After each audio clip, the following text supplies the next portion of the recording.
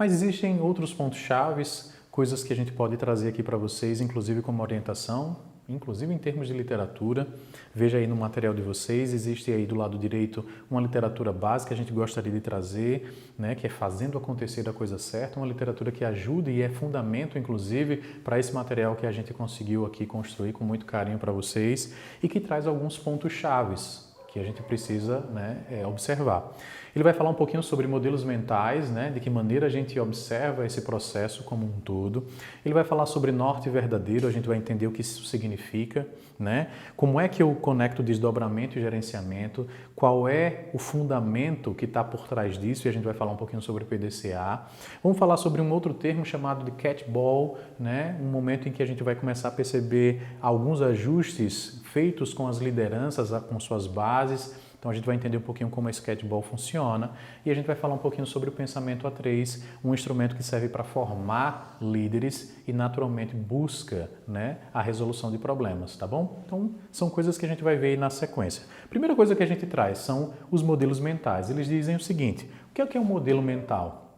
O que é que vem na nossa cabeça quando a gente chama, né, essa perspectiva do modelo mental?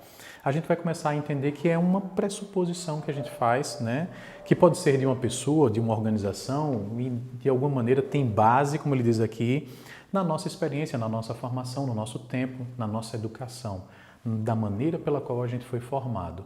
Isso nos traz premissas, pressupostos, que são verdades que muitas vezes podem ou não acontecer, e muitas vezes trazem um viés nas nossas tomadas de decisão. Elas usam e filtram muitas vezes ou distorcem aquilo que a gente entende como realidade, porque aquilo que eu utilizo como premissa pode ser que para você seja diferente. E nessa hora, as percepções da realidade podem mudar, né? Então, a gente começa a observar que muitas vezes dentro das organizações os problemas, dependendo da perspectiva, né, da liderança, eles são situações em que eu devo, né, ou esconder ou até mesmo correr deles. Quando para a nossa perspectiva aqui, né, dentro desse modelo, um modelo que é um modelo Lean, tá? Um modelo que traz uma filosofia de pensamento Lean, pensamento enxuto, né? Ele vai trazer a ideia de que problemas são verdadeiros tesouros, ou seja, são o que a gente chama de golden eggs. O que é que a gente está querendo trazer aqui para vocês nessa hora? Que se há um problema e eu consigo observá-lo, eu consigo entendê-lo, a probabilidade de eu resolvê-lo se torna maior do que se eu fugir desse problema. Problemas que podem, inclusive, estar trazendo um atraso na minha organização, podem estar sendo um gargalo no meu processo produtivo ou na entrega do meu serviço. Então, problemas precisam ser reconhecidos dentro das organizações, abraçados, tecnicamente falando, para que a gente consiga resolvê-los.